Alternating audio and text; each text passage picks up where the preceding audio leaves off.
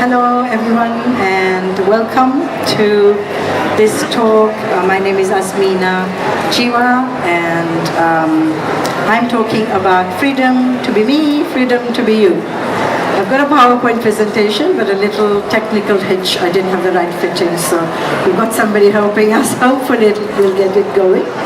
How many of us feel we are not as good as somebody else and we compare ourselves with others often? And when we talk about something we are really good at or really passionate about, how many of us feel that's boasting? Sometimes we have these beliefs that if we talk about ourselves, we are boasting, and so we don't.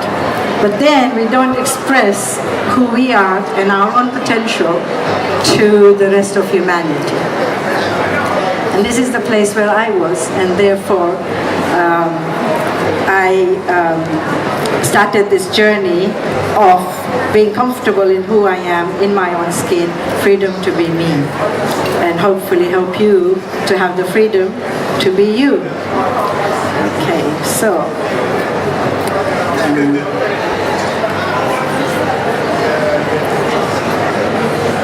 So I'll talk a little bit about how I started my journey.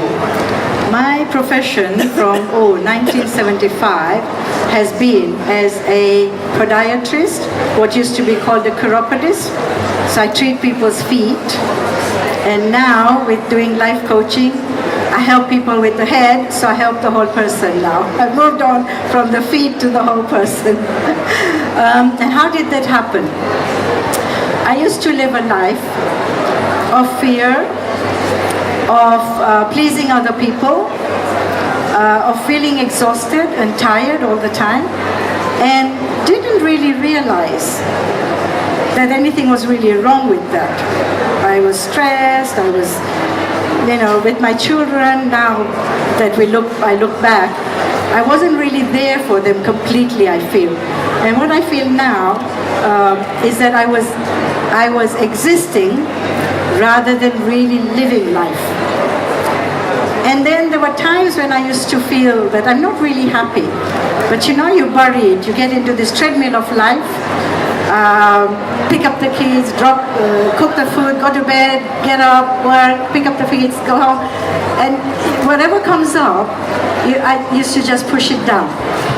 When I went to pick up my children from school, I used to sit in the car because I used to feel like, what am I going to say to this group of mothers that are talking there?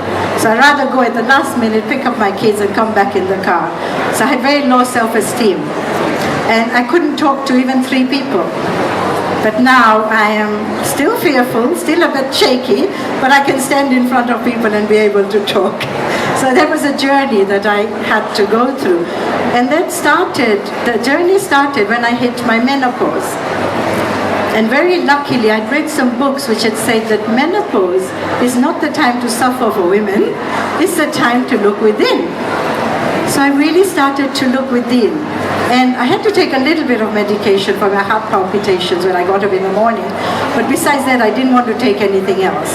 So I started my journey on self-help, self-discovery. I went to a lot of workshops, read a lot of self-help books, which I had read before, but I hadn't been applying them to me.